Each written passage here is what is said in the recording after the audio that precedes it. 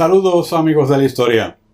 El petróleo se conoce desde la prehistoria, pero no fue hasta fines del siglo XIX que comenzó a explotarse mundialmente con la invención del motor de combustión interna.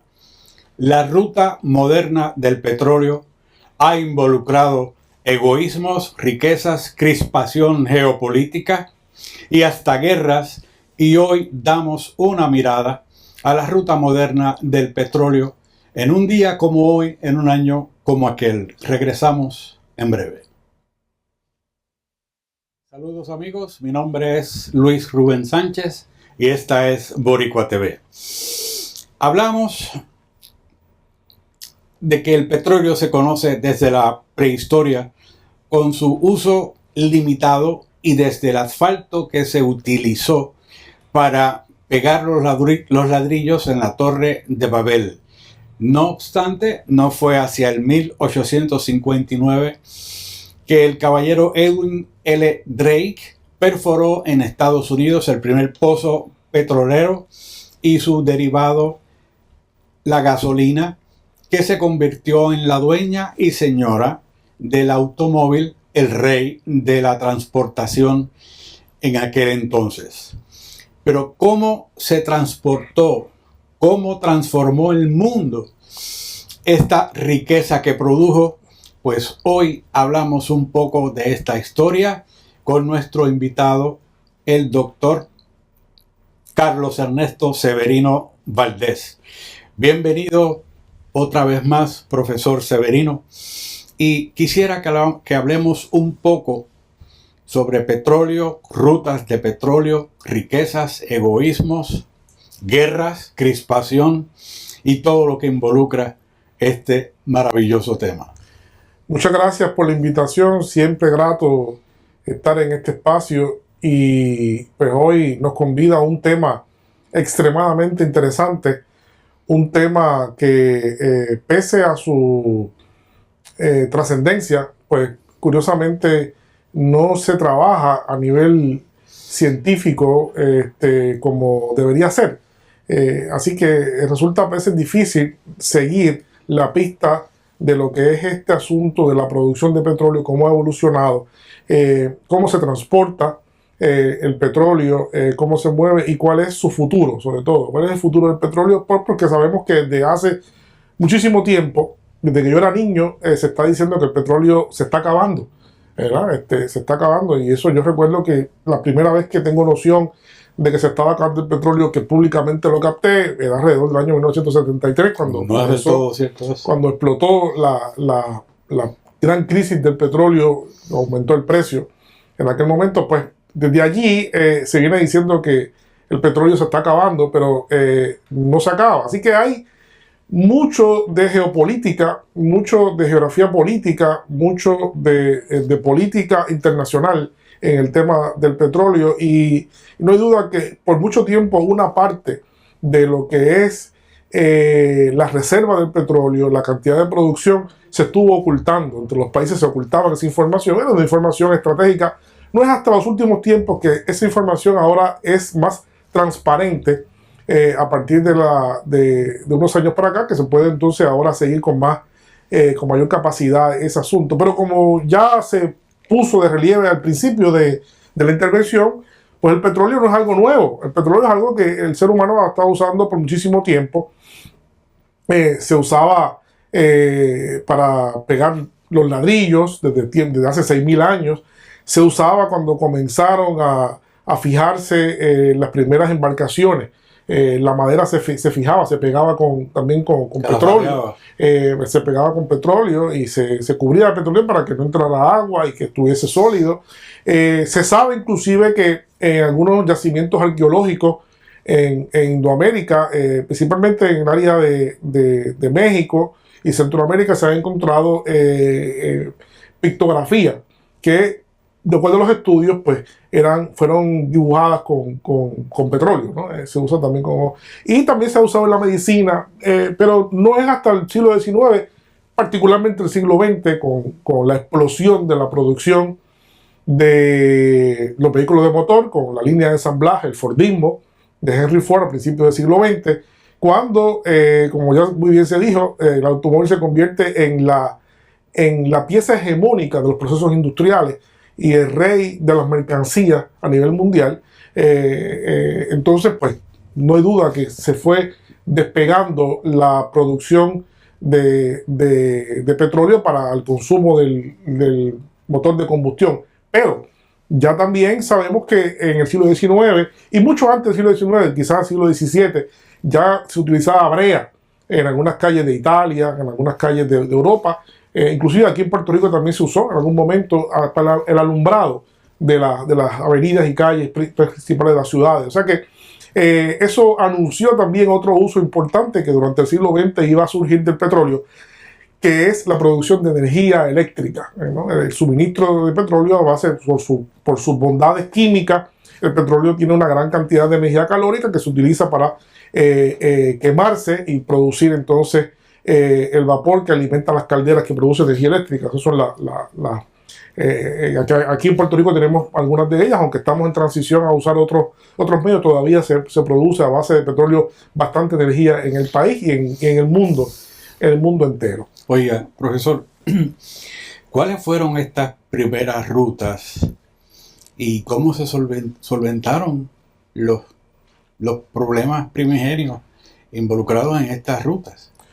Bueno, lo que pasa es que el petróleo no fue imponiéndose, no siempre fue ni siempre ha sido la principal fuente de producción de energía.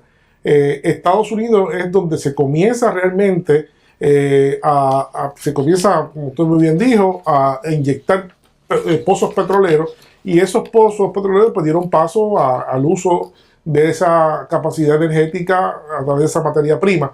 Pero por ejemplo en Europa no fue hasta mucho después que comenzó ya en el siglo XX el uso mayor de petróleo, porque en Europa siempre ha habido una producción de energía a base de carbón. Los países producen con lo que tienen, ¿no? La energía se produce con lo que tiene, y obviamente son hidrocarburos, pero el petróleo en Europa no es muy abundante, nunca ha sido muy abundante, excepto Rusia, más alejadamente, y posteriormente que se descubren los yacimientos de petróleo en los años 60, 70, en el Mar del Norte, y después en Noruega también. Pero históricamente, pues, hasta que no se encuentran estos yacimientos, ahí fue cuando realmente comienza a utilizarse el petróleo. Pero ya en algún momento pues comienza Estados Unidos a exhibir una conducta de mucho consumo, de un consumo muy alto de petróleo. Inclusive en algún momento del siglo XX,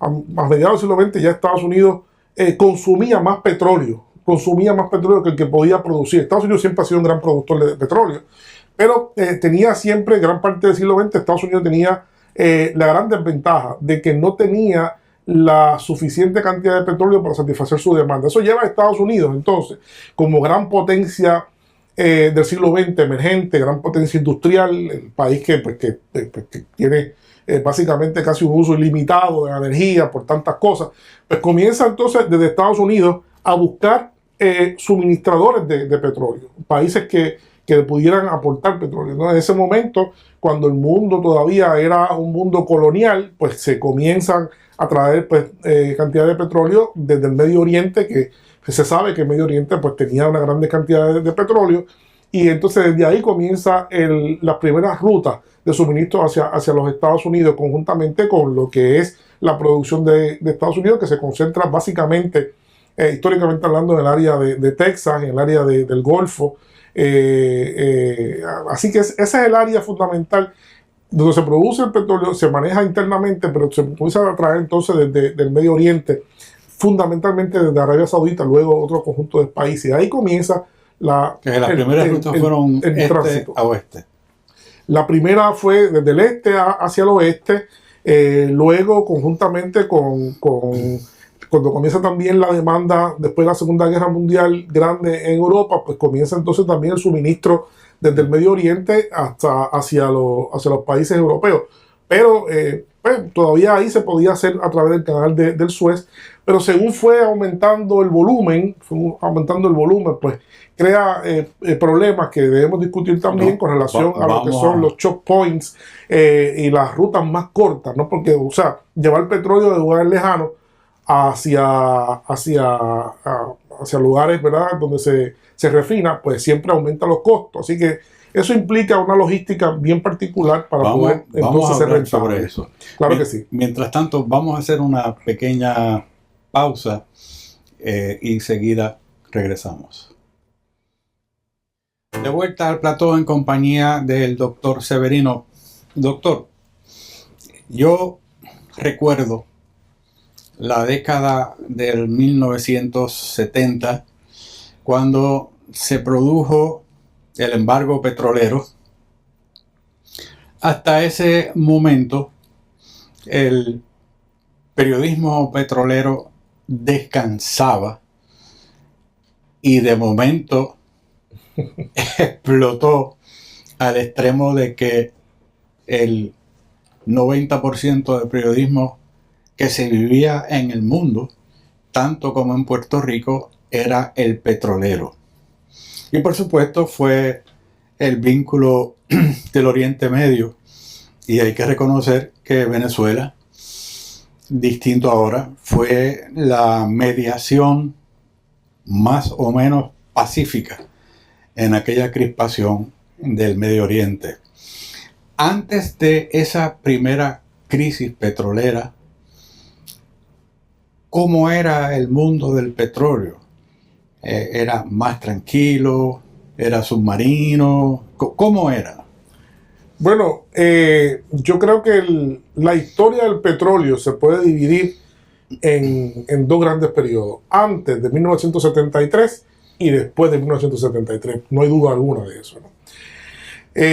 Obviamente, si uno es más específico, quizás pues pueda fijar eso en la fundación de la OPEP, que hablaremos de eso más adelante. Pero en el 1973 se da entonces, finalmente se pasa lo que se temía que podía pasar. Desde las teorías de la dependencia, estamos hablando de un mundo en el cual un montón de países comienzan a independizarse, la descolonización del mundo. Y sucede que el petróleo es, hasta ahora, es más abundante en los países que son de la órbita de los países no alineados, de los países del tercer mundo, que en el primer mundo. Entonces, durante la primera mitad del siglo XX se dio una dependencia porque había una forma muy fácil de extraer ese petróleo, no costaba nada porque eran países coloniales, era parte del saqueo que los países imperiales pues hacían, extraían de forma muy barata ese petróleo y eso mal acostumbró al mundo industrial. No solamente con el petróleo, de la teoría de la dependencia sabemos que viene el concepto del intercambio desigual, que André Gunder Frank, Teotonio dos Santos y otros autores importantes economistas latinoamericanos y también de Medio Oriente y de África, pues comienzan a denunciar. Es que, pues, por un lado, las mercancías industriales aumentaban de precio y por otro lado, lo que llaman ahora commodities, que no son otra cosa que materia prima, la materia prima que se producía en los países coloniales y en los países recién independizados, pues entonces cada vez eran más baratos. Y uno de esos elementos de materia prima muy barata era precisamente el petróleo, cuyo precio realmente era ridículo. Sin embargo, era la riqueza de los países, era clave en el proceso industrial de los países desarrollados de Europa occidental y de Norteamérica, Canadá, Estados Unidos. Pues eso lleva a que se cree conciencia, particularmente de un grupo de países encabezados por Arabia Saudita, Irak, Irán, Kuwait, Venezuela, ¿verdad?, en la creación por primera vez de un cartel, lo que llaman en la economía clásica un cartel, que no es otra cosa que la conformación de un grupo de productores de alguna cosa que pueden entonces influenciar en el precio. Se ponen de acuerdo, crean un sistema de cuotas y ponen entonces una cantidad del producto suficiente como para jugar con el precio y la demanda. Es un producto que se presta para eso, tiene las características económicas para que de acuerdo a la cantidad de producción que haya, pues el precio suba o baja. Entonces, a partir de la creación de la Organización de Países Exportadores de Petróleo, se comienza a lucubrar, cuajar de una manera que se pudiera manejar desde los países productores de petróleo, no desde los países que consumen petróleo, el precio. Y esa es la gran distinción. La OPEP se funda en 1960, pero tardó 13 años en ponerse de acuerdo en un mecanismo realmente para darle función a ese cartel. Y cuando ese cartel entonces, finalmente ya casi nadie lo creía, como usted muy bien dijo. La gente estaba pues, pensando que eso nunca iba a ocurrir, hasta que realmente ocurrió, se pusieron de acuerdo en unas cuotas y sorprendió al mundo en 1973 con una sacudida brutal el precio. Aguantaron la producción, disminuyeron la producción y ciertamente pues con eso en economía clásica pues si uno disminuye la oferta de algo que es muy codiciado pues el precio se va a catapultar y así pasó. El precio aumentó dramáticamente y creó entonces un disloque de la economía mundial, un disloque que ningún país se escapó de eso. Mientras que los países productores de petróleo pues comenzaron entonces un boom económico, comenzaron entonces a gozar de una afluencia increíble de dinero, de recursos, de divisa, ¿no? De divisa fuerte, que comenzaron pues, entonces a fluir hacia Arabia Saudita, hacia Qatar, hacia Irán, Irak y también para Venezuela. Venezuela pues, entonces también fue entonces Venezuela era uno de los grandes países exportadores de petróleo, tenía una gran cantidad de petróleo y todavía la tiene, pero ya no es un gran productor como era en ese momento. Y entonces eso pues cambia, trastoca las relaciones políticas del mundo totalmente porque a partir de eso pues se crea un problema de seguridad nacional en los Estados Unidos. Estados Unidos se da cuenta de que había descuidado un asunto estratégico que nunca debió haber descuidado, que era la producción de petróleo, porque Estados Unidos era un país altamente dependiente de petróleo, con un consumo increíblemente alto y con una producción que no podía satisfacer podía satisfacer las necesidades que tenía Estados Unidos de petróleo. Entonces eso, de la noche a la mañana no se puede cambiar, Entonces eso, desde ahí entonces gana importancia geopolítica y política en general, lo que llamamos como la región más importante del mundo en términos periodísticos, en términos que es el Medio Oriente. El Medio Oriente se convierte en un lugar codiciado, en un lugar entonces donde los principales actores políticos del mundo quieren tener influencia precisamente para tener injerencia sobre la producción de petróleo, sobre los recursos estratégicos y porque la intensificación del consumo de petróleo en el mundo siguió vertiginosamente porque no se pudo frenar, no hubo forma de cómo detenerlo. El desarrollismo tenía que seguir su marcha, el consumo para producir energía eléctrica y en muchos países que eran países pobres recién independizados, pues comenzaron también a modernizarse, comenzaron a construir grandes, a establecer compañías de producción de energía eléctrica con petróleo. Así que la demanda de petróleo comenzó a aumentar. La circulación de vehículos de motor se convierte en un asunto global, que cada vez hay más carros en todas partes del mundo. El último país que está aumentando la cantidad de carros todavía sigue siendo China, ¿no? Que hay una cantidad de gente. Así que, por distintas razones, sigue desenfrenadamente la producción, el consumo y la producción de petróleo, pero no hay duda que ese 1973 marca entonces fuertemente con esa crisis, esa recesión económica tan fuerte que aquí en Puerto Rico, ¿verdad? Sacudió el país también fuertemente. Puerto Rico en ese momento pues estaba también caracterizado por una invitación de grandes empresas de refinería. En Puerto Rico había recién establecido la Corco y se pensaba que allí iba a ser un polo importantísimo a nivel regional de producción de gasolina y derivados de petróleo, que duró hasta un tiempo más, pero poco después de eso la Corco pues se convirtió en lo que es hoy, un vestigio de lo que pudo haber sido, de lo que fue y pudo haber sido el futuro de Puerto Rico, que nunca fue, y está ese armastrote allí en el suroeste de Puerto Rico como un testigo mudo, lleno de moho, de aquella época de gloria que acabó en 1973 con las refinerías en Puerto Rico y también en otras partes del mundo entero. Bueno, profesor, vamos a hacer una pequeña pausa y en el próximo segmento volvemos sobre este tema histórico del Medio Oriente y de Puerto Rico. Regresamos. De vuelta al plató en compañía del doctor Severino y hablando sobre las rutas del petróleo. Doctor, mencionó en el segmento anterior el monumento al fracaso de la industria petrolera en Puerto Rico. Era un sueño. Algunos países de Europa no tienen chocolate y son unos especialistas preparando dulces de chocolate. En Puerto Rico se pensó que aún sin petróleo podríamos refinar petróleo y se establecieron en Cataño, Guayanilla y Yabucoa. Hoy no queda nada. Incluso se llegó a pensar hasta un superpuerto en Isla de Mona.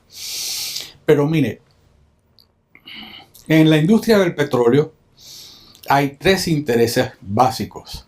Está el país primigenio con los recursos petroleros, están los inversionistas y está el consumidor. Hasta el 73 los países no devengaban muchas divisas porque por dejar permitir el alumbramiento del petróleo. Las empresas petroleras ganaban todo en su extracción y en su refinación. Le pregunto si eso es así actualmente o si el embargo del 73 varió ese triángulo involucrado en la industria del petróleo. No se ha alterado realmente. Sigue siendo así. Lo que pasa es que, claro, el 73 provocó muchos cambios. Y uno de los cambios que sí tuvo que efectuarse muy rápidamente fue racionalizar la producción y sobre todo establecer nuevos parámetros tecnológicos para optimizar y reducir el precio de extracción. Y eso se hizo. Cada vez se fueron la investigación y desarrollo de nuevas tecnologías de extracción más eficaces, la identificación de nuevos pozos de petróleo, de nuevas formas, pues ha llevado a que entonces todavía el negocio siga siendo altamente rentable y de los segmentos económicos más productivos que hay, sigue siendo el petróleo todavía en ese sentido, totalmente. Usted mencionó ahorita unos puntos de choque en las rutas del petróleo. Obviamente, el que más crispación está provocando actualmente es el canal de Hormuz. El estrecho. El estrecho de Hormuz. ¿Qué elementos geopolíticos hay ahí? ¿Dónde nace la crispación? Bueno, antes de eso tenemos que explicar brevemente qué son estos estrechos que le llaman en inglés choke points. Realmente son unos accidentes geográficos particulares. Son unas áreas donde realmente dos pedazos de tierra están muy cerca y hay un pequeño canal de navegación.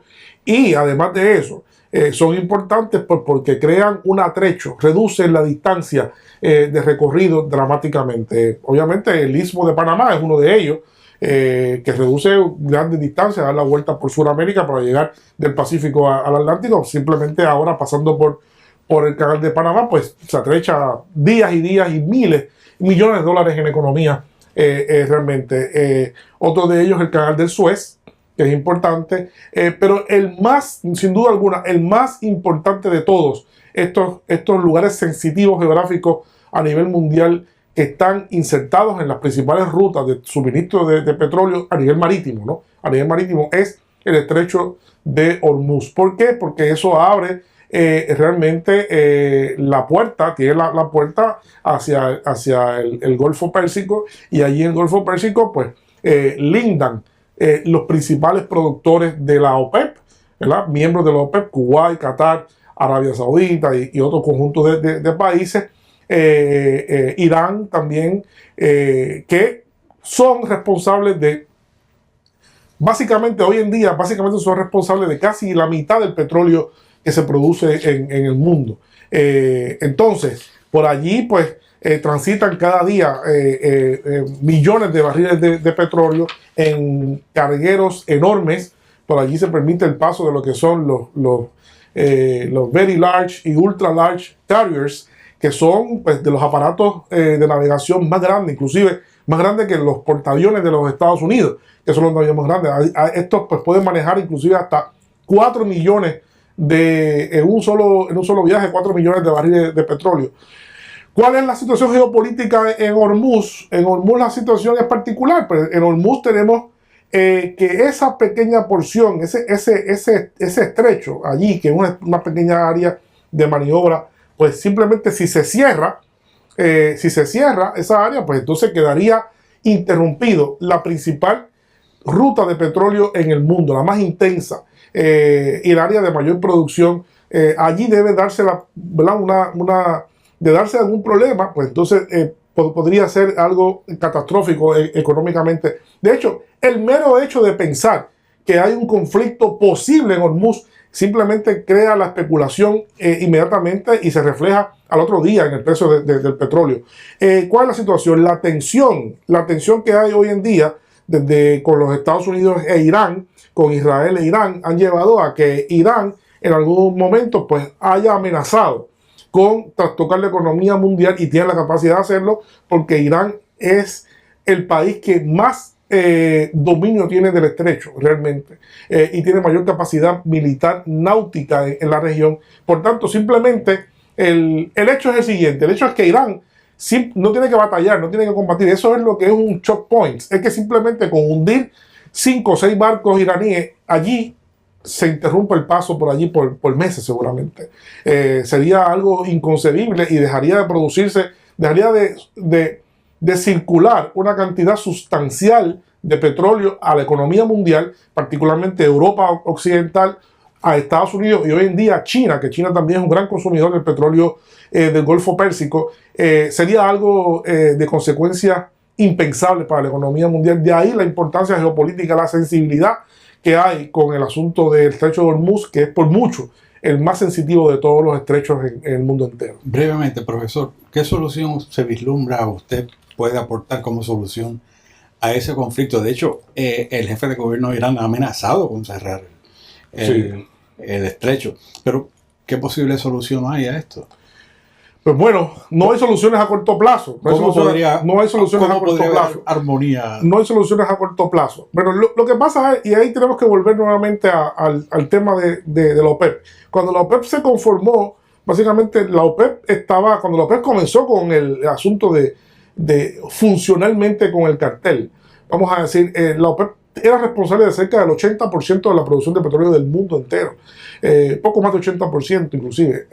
Eso era demasiado, la dependencia era abismal. Sin embargo, después de eso, poco a poco, pues, se ha llevado a procesos de exploración geológica y se han identificado cantidades de otros pozos. Y han habido nuevos países que se han convertido en los grandes productores. Por ejemplo, un gran productor que no estaba en el escenario en ese momento era Rusia.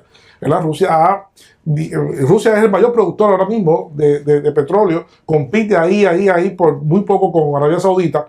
Pero, ¿qué se puede hacer? Bueno, lo que se puede hacer es lo que Estados Unidos geopolíticamente definió hace 20 años.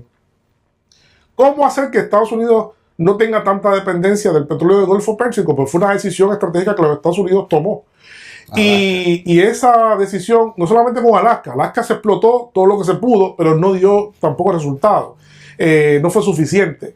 Estados Unidos entró hace 10, 15 años en una fase que se llamó muy riesgosa, la gente no lo creía, a explotar masivamente lo que se conoce como petróleo de esquisto.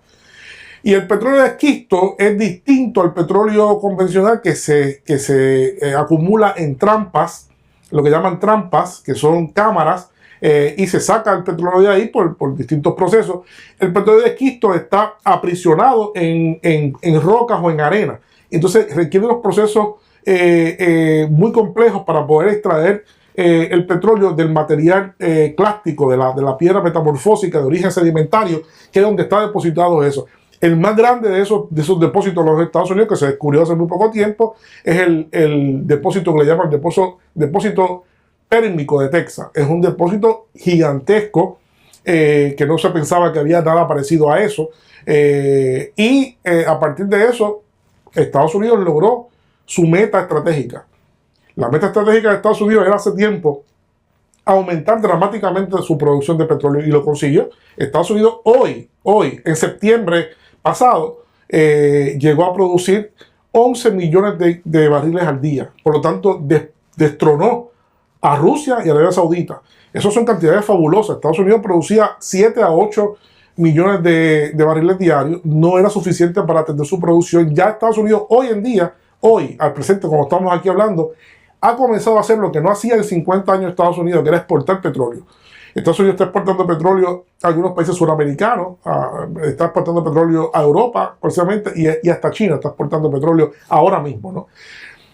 El esquisto es una cosa complicadísima por muchísimas razones, no solamente técnicamente, sino porque el esquisto tiene implicaciones ambientales bien particulares, que podemos también entrar en eso luego.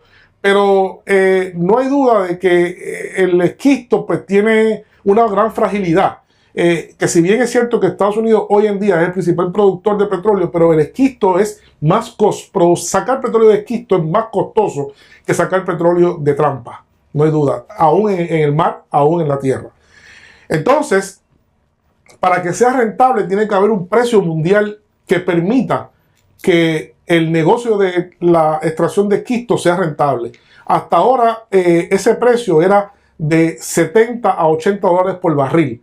Cuando el petróleo subió de precio a 90 y a 100 dólares hace muy poco tiempo atrás, que sufrimos aquí en Puerto Rico una subida precipitada de la gasolina, pues ahí se hizo bien rentable. Pues porque el precio estaba alto, es alto el precio del petróleo de esquisto, pues se dio en Estados Unidos un boom increíble. Más allá de Texas, se comenzó a extraer inclusive hasta en Dakota del Norte a un precio increíble, de una inversión increíble, y se mudó muchísima gente para allá. Pero Estados Unidos ha jugado con eso y la única solución que ha tenido es esa, es reducir la dependencia con respecto a este grupo de países que siguen manteniendo una posición privilegiada en la producción mundial de petróleo. Profesor, cuando regresemos vamos a hablar sobre el canal de Suez, que ahorita hablamos breve, y sobre el oleoducto Sumet. Regresamos en breve. De vuelta al plató en compañía del doctor Severino. Doctor, ¿podría hablarnos un poco ahora en este segmento sobre el canal de Suez y el oleoducto de Sumet que se le vincula al canal de Suez? ¿Qué significado en términos de tráfico petrolero tiene este canal? Y más ampliamente, si el estrecho de Hormuz y el canal de Suez están dentro de la teoría del pivote. Son parte del pivote, ciertamente, del pivote del corazón asiático. De la teoría geopolítica del pivote. De la teoría geopolítica del pivote son parte, sobre todo ahora cobra un interés grandísimo con el replanteamiento de la ruta de la seda de parte de China. Pero en el sistema de transporte internacional hay 3 estrechos que juegan un rol fundamental para una parte importante de la producción industrial del mundo, que es Europa Occidental en general. Es la producción de petróleo en el Golfo Pérsico, y entonces sale por Hormuz, da la vuelta y entra entonces al Mar Rojo por el estrecho, otro estrecho más que se conoce como Bab el Mandel, y ahí entra al Mar Rojo, y la salida hacia el Mar Mediterráneo es a través de lo que se conoce el estrecho del Suez, ¿no? el canal de Suez, perdón. El canal de Suez ha sido ampliado, es un canal que se usa de mucho tiempo atrás, ha tenido que ser ampliado y profundizado, y ese ahora mismo permite lo que se conoce el paso como de barcos que son catalogados en ingeniería naval como Suemax. Suemax es una denominación particular de un tamaño, que es un tamaño considerable, más grande que los Panamax que pasan por el canal de Panamá ampliado, y que entonces es el responsable del paso de los tanqueros que llevan petróleo, el petróleo que necesita Europa Occidental. ¿Cómo lo hacen? Pues pasando a través del Mediterráneo, y entonces comienzan el proceso de circunvalación de Europa Occidental, el Mediterráneo, pasando por Gibraltar, que es otro estrecho más importante. Entonces llegan hasta también la parte norte de algunos países como Holanda, Alemania y otros países más que no tienen suficiente petróleo, que le compran algún petróleo en el Mar del Norte, pero la producción del Mar del Norte no es suficiente para alimentar las necesidades europeas. Así que por eso es que Europa Occidental todavía también depende muchísimo, al igual que Estados Unidos, del área del Golfo Pérsico. Y entonces este conjunto de estrechos pues convierten ese suministro en una gran fragilidad. Hay lo que se llaman entonces, bueno, la movilidad del petróleo tiene dos maneras fundamentales. El petróleo se mueve o por tierra a través de oleoductos o por agua. La inmensa mayoría del petróleo que se usa en el mundo se mueve por barcos, no por tierra. Obviamente por distintas razones geográficas. Primeramente, ¿por qué no se aumenta la producción de petróleo por el oleoducto Golfo Pérsico? Pues porque a Suecia y Europa, pues porque esa zona es una zona de mucha vulnerabilidad. Primero que siempre hay riesgos geológicos con los oleoductos y hay el temor de que alguna fragilidad en el terreno pues pueda trastocar la producción y pueda haber un desastre con una salida de petróleo que no es esperada. Pero también lo hay por mar, ese peligro. También lo hay por mar, no hay duda. Pero entonces también no es el único factor que hace de desventaja para los oleoductos. El oleoducto también es un lugar donde se puede piratear el petróleo. De hecho, se piratea también. Una parte importante del petróleo que piratea hoy en día el Estado Islámico lo hace inyectando petróleo, desinyectando petróleo de los oleoductos que hay en la zona. No hay duda de eso, tomar esos petróleos. Perdóname, está pasando ahora en Venezuela, pero sigue. Está pasando también en Venezuela, no hay duda. Y no hay duda que también pues, puede ser víctima de terrorismo. De cualquier forma, una bomba, un avión, pues se interrumpe, es muy vulnerable. No es que no sea menos vulnerable también el tráfico en barco, pues, pero el tráfico en barco hasta ahora ha funcionado mejor y es más difícil de interrumpir. Pero pues lleva toda una logística que hace costosísimo el precio y el transporte y sobre todo el riesgo que pueda haber en cuanto a lo que son estos estrechos. Pero no hay duda que eso ha llevado a que la tecnología de suministro de transporte marítimo cada vez sea más grandilocuente, y estamos ahora pues, trabajando inclusive con barcos que tienen capacidades, como mencioné ahorita, de 4 millones, los ultra large carriers, y también hay que son las más comunes, las very large, las verdad es que pueden transportar de 2 a 3 millones de barriles en sus cámaras. Como cuestión de hecho, casi el 50% del petróleo que se mueve mundialmente se mueve a través de ese tipo de barcazas, de ultra large y de very large. Así que han ocupado un espacio muy grande del suministro de petróleo a nivel mundial, y después de un sistema de otros barcos intermediarios, ¿verdad? De shuttle, de transporte costero. Hay toda una economía muy sofisticada también del movimiento de esta materia prima tan importante a nivel mundial. Más adelante hablamos sobre cuál es la capacidad de consumo del mundo de petróleo, pero mire, vamos a pasar al estrecho de Malaca en el oriente, que también es un punto interesante. Explíquele a la audiencia qué es este estrecho de Malaca. Sí, el estrecho de Malaca es bien interesante porque también es un atrecho. Es lo que usa cualquier persona que usa un atrecho en la carretera, en un parque para llegar a un lugar. Básicamente es un estrecho marítimo, pero es un estrecho importante. ¿Por qué es importante? ¿Por qué cada día ha sido más importante? Pues porque, mire, por una razón bien sencilla. La razón es sencilla. Por 300 años, el puerto de mayor tráfico de mercancías en el mundo entero era el puerto de Rotterdam, en Holanda.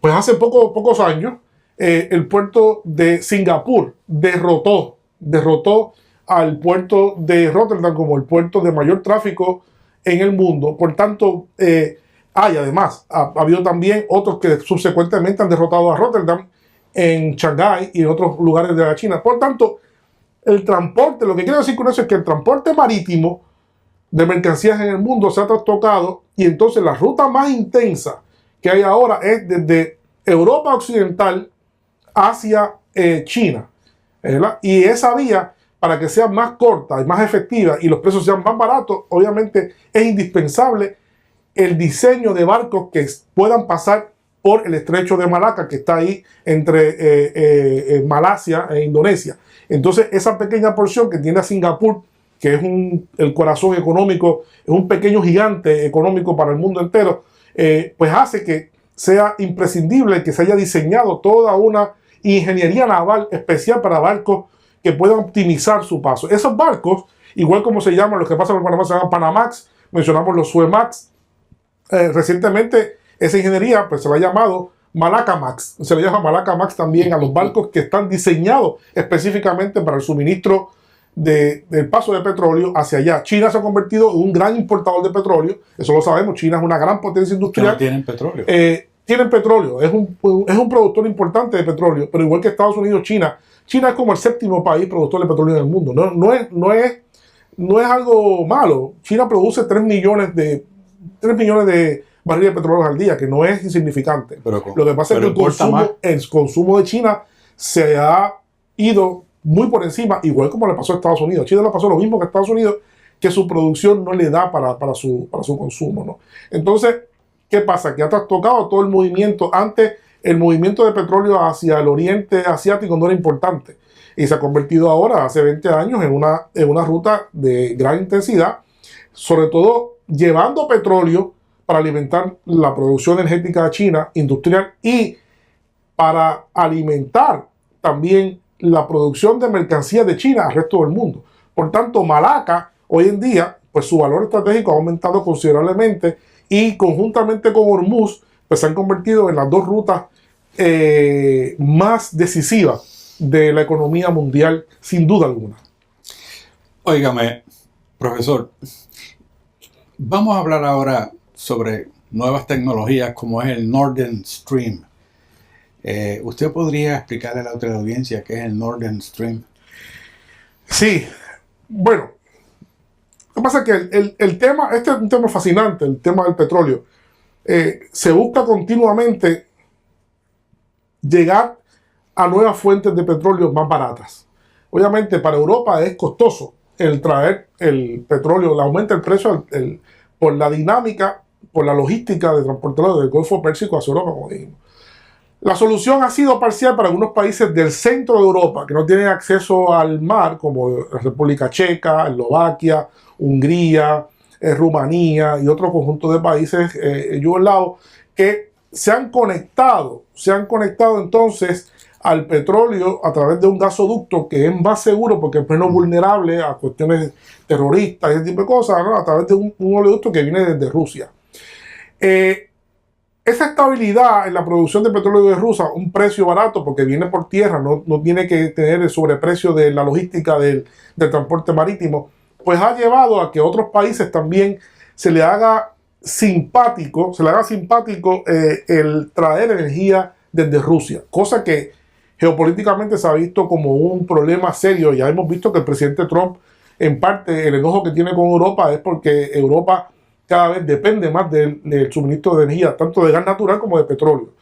El Nord Stream es un oleoducto, un gasoducto, ambas cosas, que trae petróleo y gas, específicamente gas, por el norte de Europa hacia Alemania, hacia Holanda y hacia un conjunto de países, ¿no? Que es un proyecto grande, un proyecto que viene por el fondo marino, y que pues Rusia le ha dado gran importancia a ese proyecto, y conjuntamente con los socialdemócratas en Alemania pues se firmó ese proyecto. Gerhard Schröder, que fue canciller de Alemania, ha sido un fiel defensor de ese proyecto y se ha mantenido hasta ahora con el endoso también de la saliente canciller Angela Merkel. Así que ese proyecto pues se ha consolidado y ha sido tan importante que ha llevado entonces a algunos países europeos a replicarlo entonces en lo que es el South Stream, que es una versión parecida, pero que viene entonces hacia el sur para suministrar gas natural y también más petróleo a los países desde Grecia,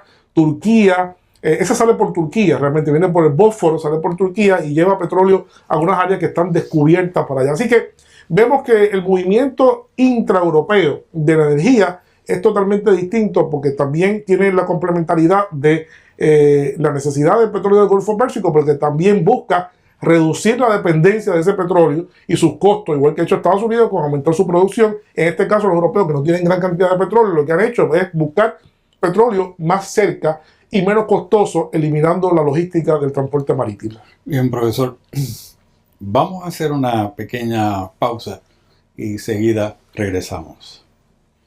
De vuelta un día como hoy, un año como aquel, en compañía del rector Severino.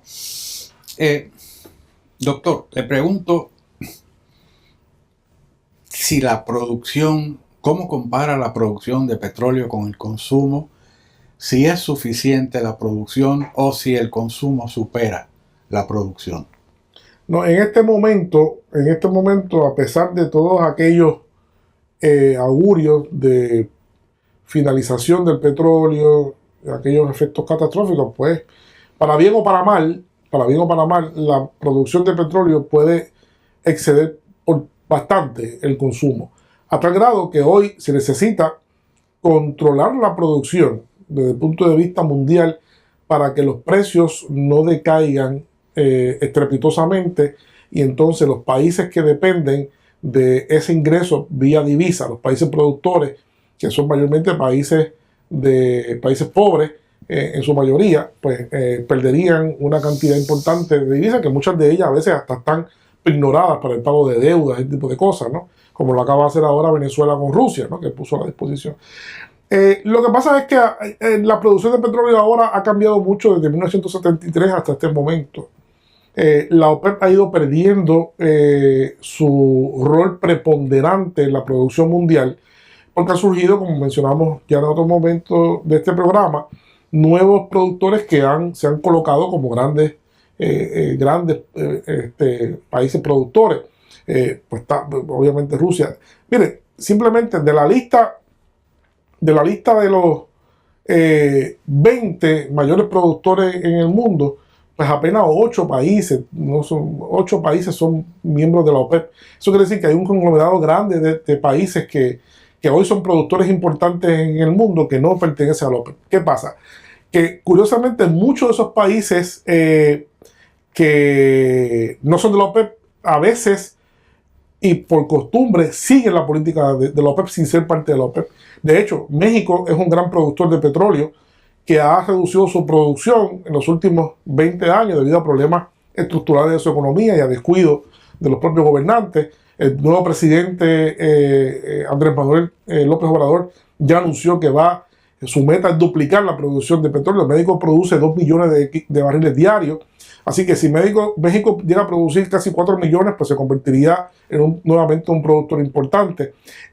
Así que aunque México no es miembro de la OPEP, pues México históricamente ha seguido la política de la OPEP. Así que el precio del petróleo se fija fundamentalmente a base de eso, a base de establecer entonces, primero dentro de la OPEP, a su interior, ponerse de acuerdo en cuotas particulares. Los precios se ponen de acuerdo en algunas cuotas para entonces poner en el mercado una cantidad de barriles de petróleo que produzca un precio determinado.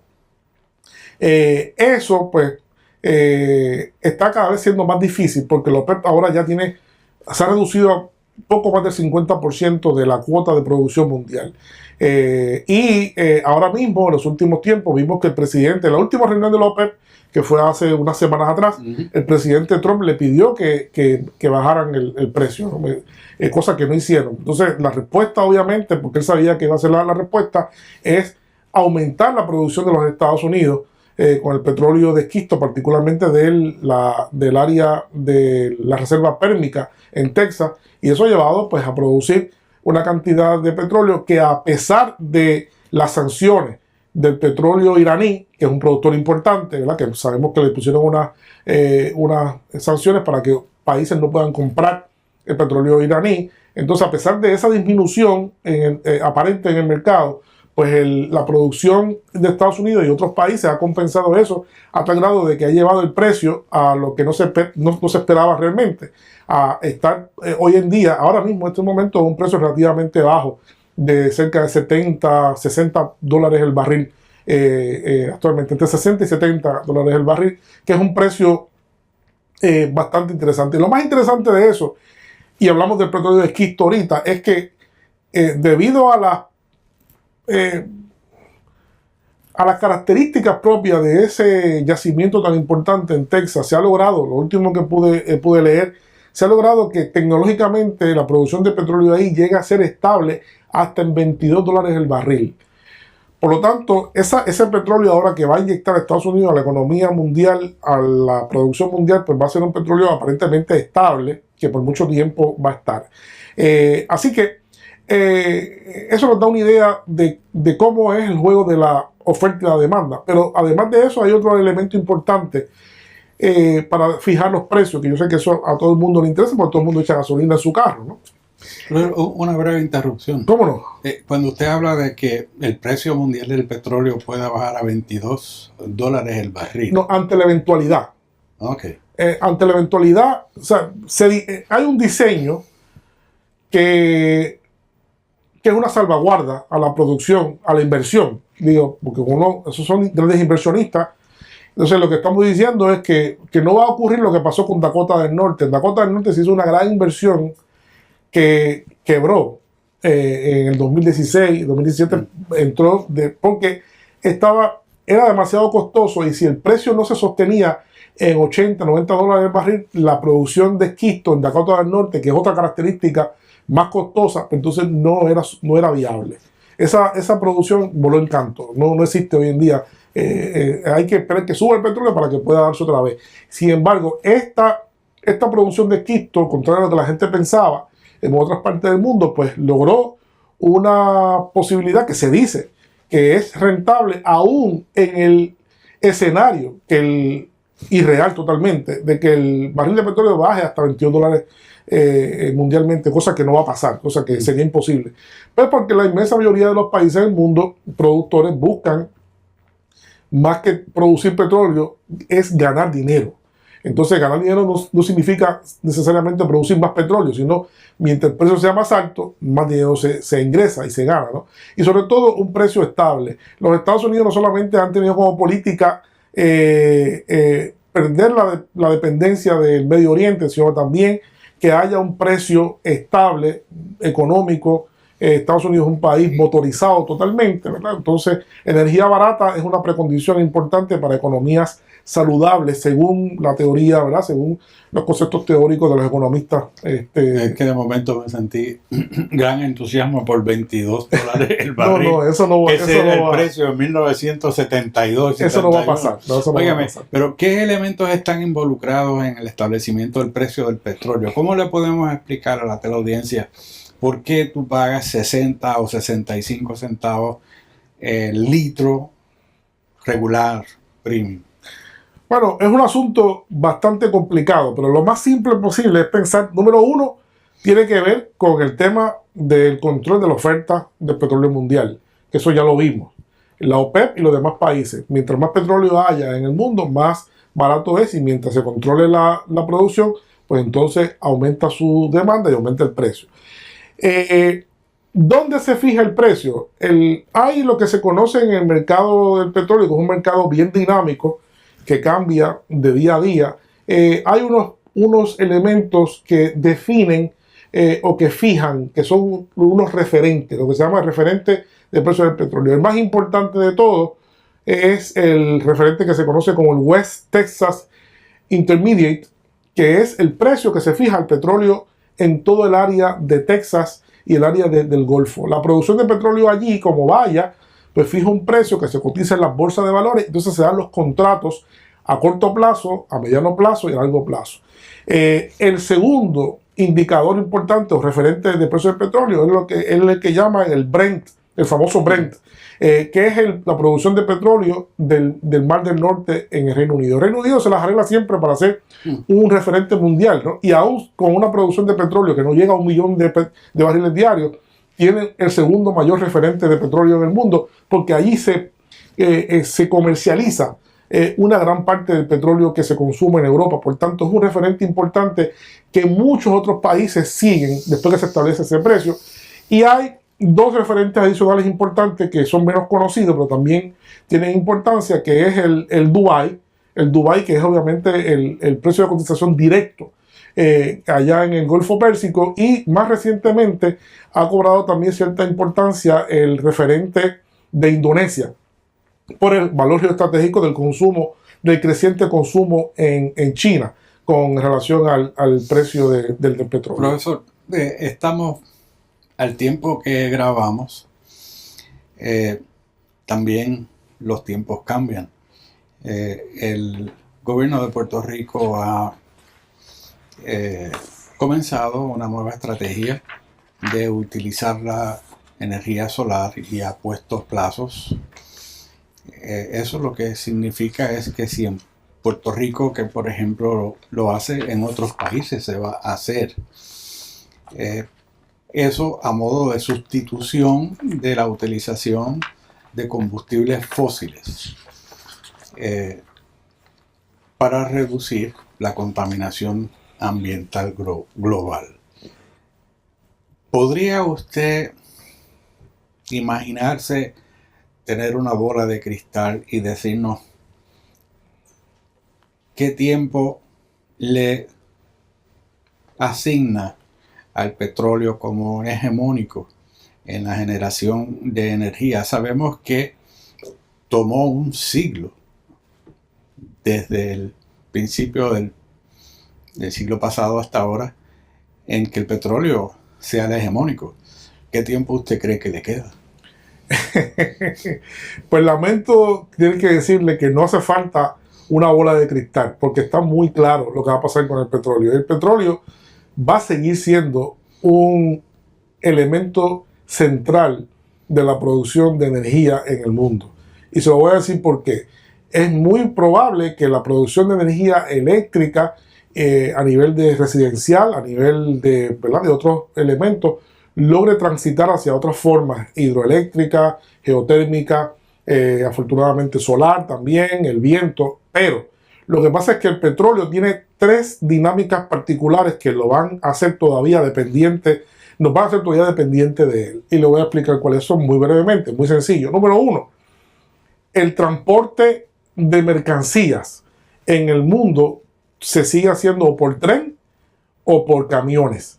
Y eso todavía es parte importante del consumo, y eso se hace a nivel de petróleo porque no hay camiones, todavía no se conocen camiones que funcionen con energía solar o con otro tipo de energía, ¿no? Todavía eso está lejos de poder, esos arrastres tan grandes, esos motores tan grandes no se pueden mover si no es por diésel o por gasolina. Número dos, otro factor importante que nos hace dependiente del petróleo es el tema del incremento vertiginoso de la aviación en el mundo del transporte. Todo parece indicar, todos los panoramas que se ponen como prognosis de hacia dónde va el mundo en la aviación civil es aumento, aumento y aumento. Por tanto, vamos a tener todavía mayor intensificación de vuelos internacionalmente, más gente volando, moviéndose por todo el mundo, y los aviones tampoco se mueven con energía solar, no es posible todavía. Así que eso. Y tercero, es que la producción de petroquímicos derivados del petróleo es tan grande y somos tan dependientes, la gente no tiene una idea de todas las cosas que se producen a base de petróleo. La gente piensa que solamente es la gasolina que se pone en el carro. Lo que se produce de petróleo hoy en día es la materia prima más rica y más diversa para producir tantas cosas que tenemos hoy. Lamentablemente es así.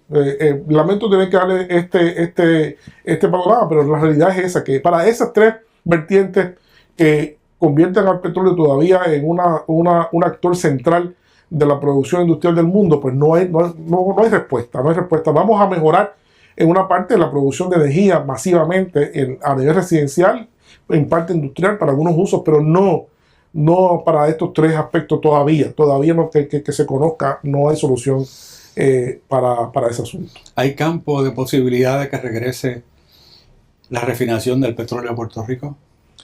No creo. No creo que eso sea un panorama. La refinación de petróleo para Puerto Rico no es un buen negocio. La refinación de petróleo para Puerto Rico es una isla que tiene población muy dispersa. Y yo creo que ya no tiene sentido eso, ni económicamente ni ambientalmente es posible, ¿no? De hecho, el costo ambiental del petróleo es muy alto. El costo ambiental del petróleo de esquisto es todavía más alto. Yo quiero que se sepa y que las personas que nos están sintonizando puedan saber que la Agencia Internacional de Energía estima que el 15% hoy del agua potable que se produce en el mundo se usa directamente en la producción de petróleo, particularmente la producción de petróleo de esquisto. Así que, y pronostica que de aquí al 2040 el consumo de agua dulce, agua potable, se va a intensificar aún más. Y sabemos que durante el siglo XXI el agua es un recurso que se va a convertir en un recurso escaso. Ya es escaso, va a ser todavía más escaso. Hay mucha gente que no tiene acceso a agua potable. Así que eso plantea grandes problemas, grandes dilemas. La producción de petróleo no solamente consume mucha agua, sino también produce agua contaminada que no se está tratando. Así que hay grandes costos ambientales alrededor de esto, más allá de lo que es lo más evidente, que es el cambio climático, ¿no? Hay muchos otros también aspectos ambientales que son bien lamentables con la forma en que hemos escogido para desarrollarnos como sociedad mundial. Coincido plenamente con usted porque yo soy de la generación que tuvo refinerías sucias en Puerto Rico. Le doy las más expresivas gracias por comparecer al programa de la teleaudiencia. Nos pueden sintonizar por internet en www.boricuatv.net, señal aérea Boricua TV, canal 25 y sistema NICOM, canal 39. Y terminamos el programa con un aforismo. Para juzgar una vida es necesario estudiarla en todos sus momentos. Eugenio María de Hostos. Hasta la próxima, amigos.